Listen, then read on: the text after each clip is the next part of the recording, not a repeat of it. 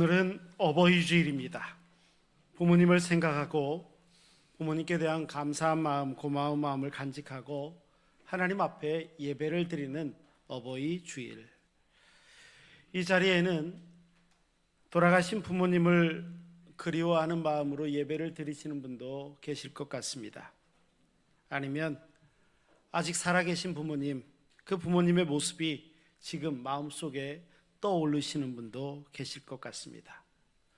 아니면 어느덧 나도 부모가 되어서 이 자리에 앉아 계신 분도 계실지도 모르겠죠. 오늘 말씀은 바로 그런 모든 분들을 향한 말씀이기도 합니다. 올해 가정의 달을 시작하면서 우리가 하나님의 말씀을 묵상하는데 한 관점에서 묵상하자, 이런 마음을 갖게 되었습니다. 그건 뭐냐면 한 세대 한 세대가 넘어가는데 세대를 넘어서도 역사하시는 하나님이 계시고, 이 하나님에 관한 이야기를 우리가 한번 나누면 어떻겠는가, 이런 마음에서 출발하였습니다. 가장 먼저 월상 예배 때는 우리가 창세기 18장을 함께 묵상했죠. 소돔의 멸망을 향하여 나아가던 하나님께서 갑자기 자리를 멈추시고 뒤돌아보시며 아브라함에게 하신 말씀입니다. 그때 성경은 하나님의 마음을 이렇게 표현합니다. 내가 하려는 것을 아브라함에게 숨기겠느냐? 이렇게 말씀을 하십니다. 아브라함에게 다 이야기한다는 겁니다. 더 이상 숨기지 않는다는 겁니다. 그런데 그 내용이 뭐였냐면 그 자식에게, 그 권속에게 하나님의 이야기가 흘러가기를 원하시는 하나님 아버지의 마음이셨습니다. 그리고 어린이 주일에 우리가 말씀을 나누었던 것은 시편 78편이었습니다. 아삽의 시대였습니다. 그러니까 아브라함으로부터 시작해서 아삽 때까지는 수백 년이 흘렀습니다. 그 수백 년이 흐른 다음에 이스라엘 공동체가 놀랍게도요, 똑같이 고백하더라는 겁니다. 뭐라고요? 하나님의 은혜를 내가 숨기지 아니하리로다. 하나님의 은혜를 만방에 전하리로다. 절대 숨기지 않겠다. 그렇게 말씀합니다. 그리고 오늘은 세 번째 말씀을 함께 묵상하고자 합니다. 처음에 아브라함 때문에 주셨던 그 하나님 아버지의 마음이 이스라엘 공동체의 줄기로 자라나는 것 같더니 이제 그 씨앗이 열매를 맺는 모습을 묵상하게 됩니다. 한 사람의 일생을 통하여서 그 씨앗이 자라 열매를 맺게 되는데, 오늘은 특별히 그 열매로 디모데를 한번 묵상하고자 합니다. 바울은요, 디모데를 굉장히 막역하게 생각했던 것 같습니다. 바울 서신에서 디모데를 뭐라고 부르냐면 나의 아들, 이렇게 얘기합니다. 그 정도로 귀한 아들. 그 믿음의 뿌리가 과연 어디에서부터 왔단 말입니까? 그리고 바울은 디모데를 기억할 때 무엇을 먼저 기억했을까요? 가장 먼저 바울은요, 디모데의 눈물을 기억했다, 이렇게 이야기하는 것을 봅니다. 오늘 본문의 시작 3절과 4절은 이렇게 기록하고 있습니다. 내가 밤낮 간구하는 가운데 쉬지 않고 너를 생각하여 청결한 양심으로 조상적부터 숨겨오는 하나님께 감사하고, 여기서 이 말을 해요. 내 눈물을 생각했다, 이야기합니다. 내 눈물을 생각하여 너 보기를 원함은 내 기쁨이 가득하게 하려 함이다, 이야기합니다. 놀랍게도요, 바울이 내 눈물을 기억했다라는 것입니다. 물론 성경에 보면 왜 바울이 눈물 이야기를 했는지, 디모데가 눈물을 언제 흘렸는지 알 길은 없습니다. 하지만 문맥으로 보니까 충분히 짐작이 갈 만한 내용입니다. 아마도 디모데의 눈물은 바울과의 이별 때문이었을 겁니다. 바울과 이별하는 그 순간입니다. 복음을 위해서 스승 되신 바울과 디모데가 열심히 서로 왔습니다. 사역을 함께 했습니다. 그런데 이 순간은 그 스승 바울과 이별하는 순간입니다. 이별의 이유는 다양하게 있을 것 같습니다. 어떤 사역의 목적이 달라졌기에 갔을지, 아니면 잠깐 어떤 헤어질 수밖에 없는 상황이었는지, 아니면 8절 이후에 나와 있는 짐작컨대 바울이 옥에 갇히게 되었든지 디모데하고는 이제 헤어지게 되었다는 겁니다. 그리고 그 자리에서 디모데는 스승 앞에서 눈물을 보이고 있습니다. 눈물, 바울이 기억하는 그 눈물 말입니다. 생각해 보면 우리도요, 눈물은 쉽게 잊혀지지가 않습니다. 누군가 내 앞에서 흘렸던 눈물, 내가 누군가 앞에서 흘렸던 눈물, 이것을 기억한다는 것은 그 사람의 마음 깊은 곳까지도 기억한다, 이런 의미가 될 수도 있었던 것 같습니다. 바울이 기억하는 것은, 그래, 디모데가 키가 얼마였고 혈액형이 뭐였고 얼굴은 잘생겼고 능력도 있고, 이런 걸 기억한다는 의미가 아니었습니다. 디모데의 진심이 담겼던 그 순간의 그 눈물을 바울이 기억한다고 말하는 것이니까요. 며칠 전에 저희 부친 추모 예배가 있었습니다. 작년까지는 저희 아버지 추도 예배를 드릴 때 어머니가 항상 같이 예배를 드리셨습니다. 그런데 이제 저희 형제들과 자녀들만 예배를 드리니 예배 드리는 모든 시간이 참 먹먹하기도 했고 아련하기도 했습니다. 저희 아버지를 제가 개인적으로 생각할 때 떠오르는 장면들이 여러 가지가 있지만 몇 가지 장면은 늘 마음속에 크게 다가옵니다. 제가 굉장히 어렸을 때였던 것 같습니다. 아마도 초등학교 때로 생각이 듭니다. 뭔가 아버지한테 굉장히 꾸중을 들을 만한 일을 제가 했던 것 같습니다. 그래서 아버지에게 종아리를 맞았어요. 그리고 맞고 울면서 아마 잠이 들었던 것 같습니다. 근데 제가 새벽에 깼는데, 깰 때 보니까 저희 아버지께서 제 종아리를 때리시고, 그게 마음이 아프셨는지 제 종아리를 손으로 쓰다듬으시면서 눈물로 기도하시는 장면이었어요.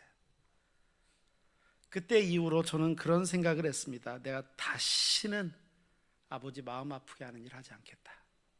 내가 절대 아버지 마음 아프게 하는 일을 하지 말아야지. 이 다짐을 했던 게 그 순간이었던 것 같습니다. 아들이 목회를 시작했습니다. 어느 날 내려갔더니 아버지가 그런 말씀을 하세요. 내가 네 목회 생활을 위해서 1000번제를 시작했다. 새벽마다 교회에 나가셔서 헌금 봉투에다가 아들에 대한 기도 제목을 빡빡하게 쓰시고, 뭐 헌금을 얼마나 하셨을지 모르겠지만 헌금을 매번 넣어서 하고 계시다는 거예요. 아들의 목양을 위해서, 앞으로 목회 활동을 위해서. 내가 널 위해서 그렇게 기도한다. 이번 명절에 갔는데 그 말씀, 그러니까 보통 1000번제 하면요 3년 반이 넘습니다. 그러니까 다음 명절에도 그 말씀하시고 다음 명절에도 그 말씀하셨던 아버지의 모습이 떠오릅니다. 그렇게 매 새벽마다 눈물로 기도하시던 아버지. 어떤 목사님이 이런 간증을 제가 들었습니다. 그 목사님도 어머니가 돌아가셨던 것 같습니다. 방을 정리하는데 너덜너덜한 성경책 한 권을 발견합니다. 어머니의 성경책이었습니다. 펼쳐보니까 메모가 빽빽하게 여기저기 많이 들어있습니다. 그 메모에 기도가 이렇게 써 있습니다. 오늘도 아들을 위해서 기도했습니다. 하나님, 제 아들의 믿음을 붙들어 주세요. 어떤 메모는 날짜가 적혀 있습니다. 아들이 군대 간 날, 아들이 결혼한 날, 아들이 직장을 잃고 힘들어하던 날, 심지어 어머니가 편찮으셔서 투병하고 있는 동안에도 그 메모는 빠짐없이 기도로 적혀 있더라는 것입니다. 그 목사님이 어머니의 성경책을 들고 한참을 울었다고 합니다. 어머니가 살아계실 때는 몰랐는데, 어머니가 그냥 평범하신 줄 알았는데, 내가 모르는 순간에도 어머니는 나를 위해서 이렇게 기도하고 계셨구나. 그러고 보니 그 성경책은 곧 어머니의 눈물이었다는 것입니다. 그 간증 말입니다. 우리의 부모님이라고 왜 안 그러시겠습니까? 비록 우리가 바라보지 못하는 순간이라 할지라도 무릎을 꿇고 교회를 위해서, 자녀를 위해서 기도하시는 그 기도하는 분들, 그 눈물 역시 기억해야 됩니다. 바울이 디모데의 눈물을 기억했습니다. 마찬가지입니다. 하나님도 우리 부모님의 눈물을 기억하셨다는 것입니다. 그리고 그 증거가 뭔지 아세요? 오늘 이 자리에서 예배하는 우리입니다. 그 눈물의 결과입니다. 그래서 두 번째로 우리는 믿음이 흘러내려온다는 것을 잊어서는 안 됩니다.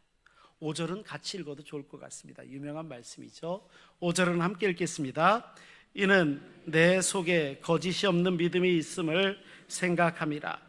이 믿음은 먼저 내 외조모 로이스와 내 어머니 유니게 속에 있더니 내 속에도 있는 줄을 확신하노라. 아멘. 이 말씀은요, 신앙이 어떻게 흘러가는지 아주 단편적으로 잘 보여주는 말씀입니다.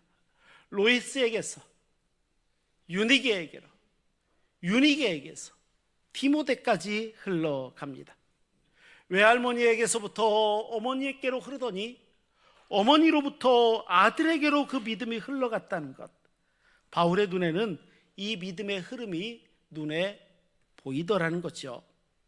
특별히 표현한 것처럼 거짓이 없는 믿음이라는 표현이 있습니다. 이게 원어에서는요, 무슨 뜻이냐면 위선이 없는 것, 가면이 없는 믿음, 이게 거짓이 없는 믿음, 이렇게 해석되어졌다는 것입니다. 그러면 로이스와 유니게의 믿음이 뭐였을까요? 꾸며졌을까요? 애가 앞에 있다고 달라졌을까요? 예배 드릴 때 모습하고 예배 밖에서의 모습이 달랐을까요? 아니라는 것입니다. 늘 한결 같았다는 것입니다. 로이스와 유니게가 디모데를 가르치는데, 야, 이게 신학적 사실로 얼마나 기가 막힌 건 줄 알아? 이거 절대 바뀌면 안 된다, 이렇게 말로 가르쳤겠습니까? 윤리적 가르침이었겠습니까? 교리가 어떻고 뭐가 어떻고 이런 가르침이었을까요? 아닙니다. 외조모 로이스와 어머니 유니게의 가르침은 아마도 삶이 아니었을까요? 그녀가 살아갔던 모습들이었을 것입니다. 늘 언제나 무릎을 꿇고 기도하시던 그 모습, 어려운 순간 얼마든지 낙심할 것만 같은데 하나님 믿고 의지하며 절대 흔들리지 않는 평안의 신앙의 모습, 하나님의 이름을 부르며 기도하며 아침 일찍 하루를 시작했던 그 모습, 말씀을 읽다가 기도를 하다가 하나님께서 은혜를 주시면 눈물을 흘리며 그 모습들, 아마 유니게와 로이스의 모습은 그 모습이 아니었을까요? 디모데가 보고 자란 건 아마도 그 모습이었을 것 같습니다. 네, 말이 아니라 삶이었습니다. 그 삶의 모습, 그 삶이 씨앗이 되더니 믿음의 열매가 맺혀갔습니다. 창세기 18장에 보면 아브라함에게 하나님께서 말씀하시기를 내가 이제 장차 일어날 일들을 숨기지 않겠다 했습니다. 시편 78편에는 아삽이 수백 년이 흘렀는데 온 이스라엘 공동체와 함께 하나님의 역사를 숨기지 않고 드러나고 후손들에게 전한다 고백하는 모습을 봅니다. 그리고 그 고백의 모습이 로이스와 유니게의 삶을 통하여서 이루어집니다. 로이스와 유니게도 숨기지 않았습니다. 하나님이 자신들을 어떻게 거룩한 손길과 은혜로 일상 속에서 일하고 계셨는지를 보는 겁니다. 그대로 디모데에게 보여줍니다. 이것이 뭐예요? 거짓이 없는 믿음이라는 겁니다. 거짓이 없는 믿음. 이 믿음이 흘러가는 것, 세 번째로 우리는 결코 놓쳐서는 안 됩니다. 6절 말씀을 보면 참 의미 있는 이런 말씀입니다. 그러므로 내가 나의 안수함으로 내 속에 있는 하나님의 은사를 다시 부릴 듯하게 하기 위하여 너로 생각하게 한다, 이렇게 말씀합니다. 이 표현이 참 놀라웠습니다. 왜냐하면 바울이 뭐라고 했냐면 다시 부릴 듯하게 한다라는 겁니다. 식어가는, 꺼져가는 불씨가 있으면 이걸 다시 살려낸다, 바로 이 말씀입니다. 완전히 꺼져버리면 살리기가 참 어려울 것 같습니다. 하지만 아직 꺼지지 않은 불씨가 있습니까? 그러면 살려내야죠. 다시 타 올라야 됩니다. 이 말씀이 왜 우리에게 감동이 됩니까? 우리 안에 있는 이거 불씨가요, 누구로부터 왔는지를 알기 때문입니다. 부모님, 우리 믿음의 선배, 우리 믿음의 롤모델의 그 믿음의 모습이 우리 안에 자리 잡고 있었기 때문이죠. 한 오래된 흑백 사진이 한 장 있습니다. 한동안 이 사진은요, 이름도 모르고 근거도 모르고 그냥 유튜브나 인터넷에 나오는 우리 옛날에 우리 한국교회 열심으로 기도하시는 어머니의 모습처럼 그냥 이렇게 회자되어졌던 사진, 아마 보신 분들이 많이 계실 것 같습니다. 그런데 지금은 이게 언제 찍혔는지도 압니다. 1976년입니다. 이 사진하고 똑같은 사진은 아닌데, 노무라 모토유키 목사님이 쓴 노무라 리포트 청계천변 판자촌 사람들이라는 책에 보면 화보에 거의 저 비슷한 모습인데 등에 엎여 있는 아이가 뒤쪽 창문을 바라보는 사진이 실려져 있습니다. 그러니까 아마도 이때 찍은 사진이 2장이었을 것이다, 이렇게 이야기하는 것을 보게 됩니다.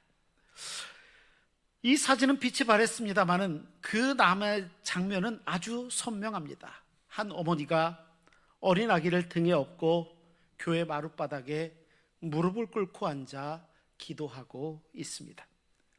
사진에는 아무 말도 없습니다. 설명도 없습니다. 그런데 보는 이마다 마음이 먹먹해지는 사진이 바로 이 사진입니다. 이렇게 감동만 주고 출처를 없었는데 나중에 이 등에 엎였던 아이의 외삼촌이 글을 쓰면서 이게 누군지가 밝혀집니다. 이 등에 안겼던 저 아기가 지금 자라서 중동 요르단에 17년째, 이 사진을 요르도 지났으니까 한 21년째 선교사로 사역을 하고 있더라는 것입니다. 생명의 위협이 있는 그 땅에서 현지어는 물론이고요, 4개 국어를 능통하게 하면서 많은 사람들에게 복음을 전하고 있습니다. 그리고 저 무릎을 꿇고 기도하고 있는 어머니는 조은숙 전도사님입니다. 평생을 전도사로 섬기다가 정년 은퇴하시고 지금은 기도하시고 계시는 그런 어머니셨습니다. 사진 속의 어머니가 기도하는 저 기도, 단순히 저날 하루 저 순간 그때만 기도하셨을까요? 아닙니다. 아이들을 위해서, 온 생애를 위해서 하는 기도였습니다. 그 아이가 장차 가게 될 일을 놓고 기도하였던 어머니의 기도였습니다. 어머니는 아마 등에 업힌 이 아이가 훗날 이역만리 중동 땅에서 복음을 전하게 될 줄은 아마 모르셨을지도 모릅니다. 하지만 하나님이 아셨습니다. 그리고 그 기도를 들어주셨습니다. 맞습니다. 이 어머니는 아이에게 어떤 선교 신학을 가르쳤습니까? 아닙니다. 중동의 언어를 가르쳤습니까? 아닙니다. 다만 무릎을 꿇습니다. 아이를 등에 업은 채 교회 바닥에 엎드려 눈물을 흘려 기도합니다. 이 무릎의 언어 기도가 아이의 온몸에 스며들지 않았을까요? 그리고 지금도 이 아이는 선교사로 세움을 받아 믿음의 불씨를 전하기 위해 목숨을 걸고 지금도 사역하는 거룩하고 복된 주의 자녀, 하나님의 도구 선교사님이 되었습니다.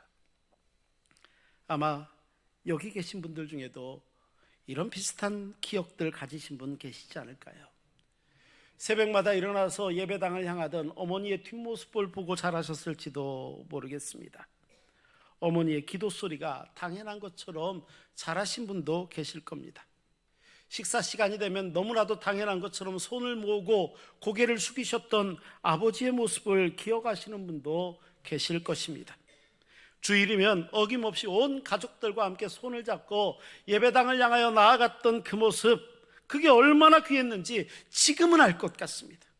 그때는 철도 없고 아이고 왜 이렇게 귀찮지 이렇게 느꼈을지도 모르지만 지금 생각해 보면 그때가 하나님께서 우리의 마음 가운데 믿음의 불씨를 놓고 계셨던 순간이 아니었을까요? 부모님은 우리에게 가장 좋은 것, 가장 좋은 교육, 넉넉한 환경, 안정된 미래, 이런 것들을 주시려고 하셨습니다. 하지만 그 모든 것보다 더 깊은 곳에서 그분들이 남겨주신 것이 있습니다. 그것은 하나님 앞에 무릎 꿇는 삶이 어떠해야 되는지 그 자세에 대해서, 아무리 어려워도 아무리 힘들어도 예배를 포기하지 않았던 그 마음, 이웃을 위해 눈물 짓던 그 손길, 그 사랑, 오늘 모든 것들이 살아 우리 믿음의 불씨로 우리 안에 있습니다. 그 불씨를 주신 분들에게, 부모님에게, 우리 믿음의 어른들에게 그래서 감사한 거 아닐까요?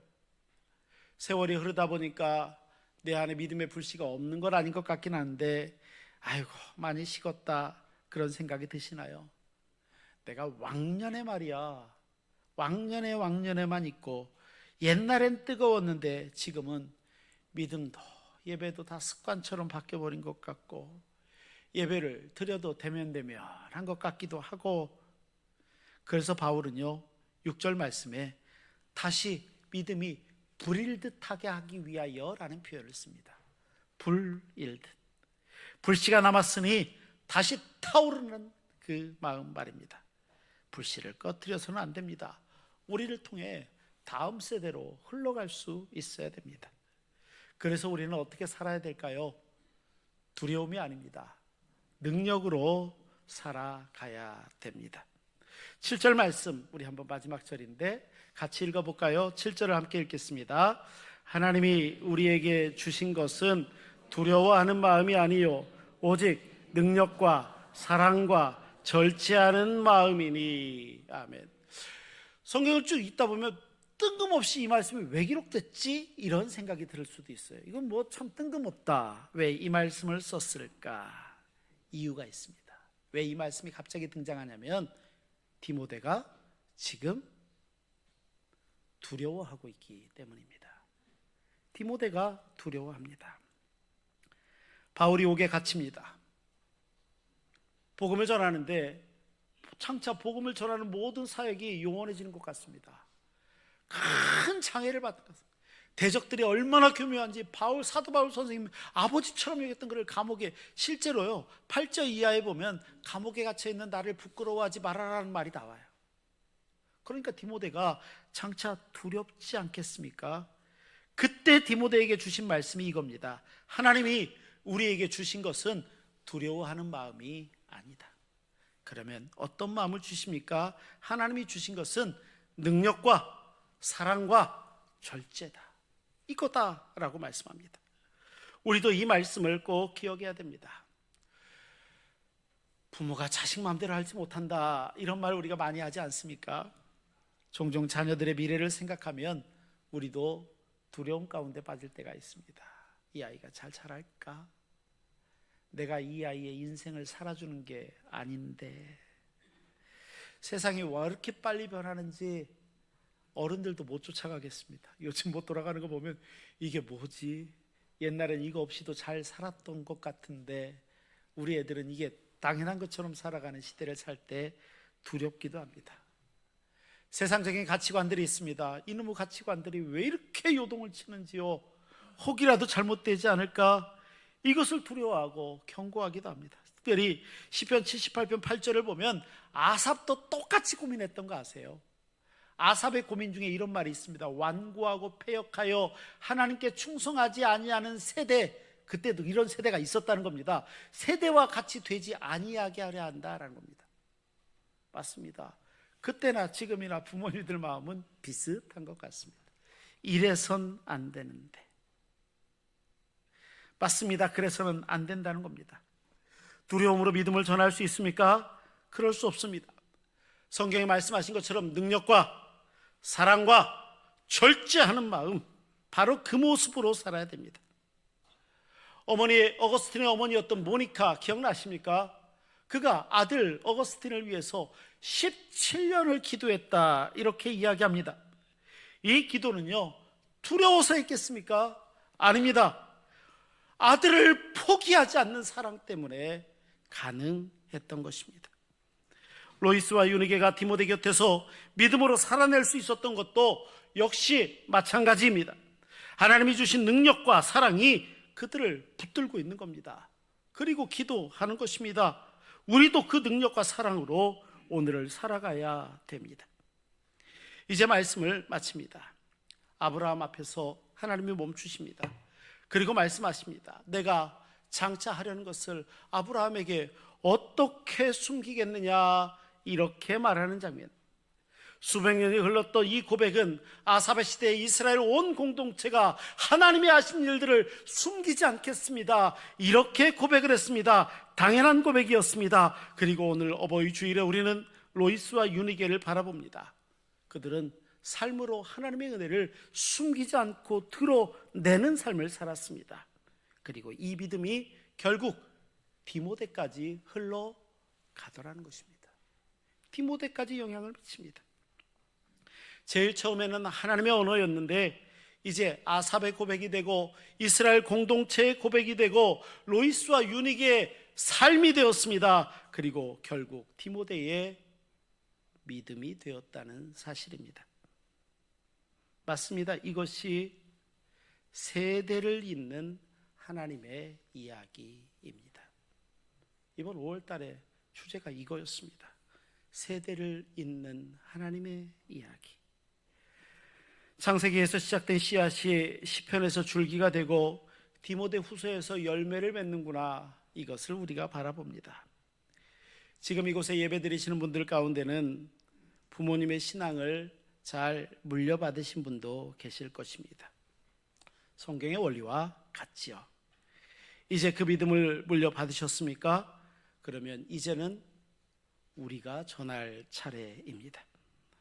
오늘 어버이 주일에 들어야 될 한 가지가 있다면 거짓이 없는 믿음, 바로 그 믿음을 살아내는 것입니다.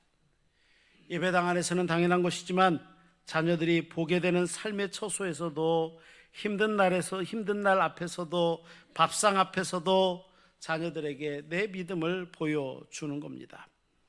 말로 말하는 것보다 먼저는 삶입니다. 디모데는 로이스와 유니게가 가르쳐서 믿게 된 것이 아니었습니다. 그들의 삶을 보며 너무 자연스럽게 그들은 믿음을 가졌습니다. 오늘 본문에서 바울은 디모데에게 마치 네 속에 있는 그 믿음 어디서 왔냐, 이렇게 묻고 있는 것 같지 않습니까? 아마 디모데의 대답은 외할머니 로이스, 어머니 유니게, 이렇게 대답할 것 같습니다. 이 이야기는 이제 끊어져서는 안 됩니다. 오늘 우리도 누군가의 기도와 눈물과 변하지 않는 삶이 있었다면 우리도 곧 전해야 되지 않겠습니까? 우리도 하나님이 내 인생 가운데, 내 삶 가운데 이렇게 일하시고 이렇게 역사하셨다는 이야기를 우리의 자녀들에게, 우리 손자 손녀들에게 숨기지 말고 꺼내놓을 수 있어야 되지 않을까요? 그렇게 하나님의 이야기가 계속 되어져야 됩니다. 이러한 놀라우신 하나님의 은혜와 은총이 어버이 주일을 맞이하는 신흥의 모든 가족들에게, 권속들에게, 또 기도하는 모든 것들 가운데 날마다 넘쳐나시기를 주의 이름으로 축원합니다. 기도하시겠습니다. 거룩하시고 자비로우신 아버지 하나님, 육신의 부모님이 있게 하셔서 저희들의 생명이 이 땅 가운데 존재케 하시니 감사합니다. 부모님의 사랑을 받고 자랐음에 감사합니다. 믿음을 이어받았음을 기억하게 하시니 감사합니다. 우리도 주님 오시는 그날까지 이 모든 사명 온전히 감당하며 하나님의 역사를 이루어가는 거룩하고 복된 믿음의 자녀들 되게 하여 주옵소서. 우리 구주 예수 그리스도의 이름으로 기도하옵나이다. 아멘.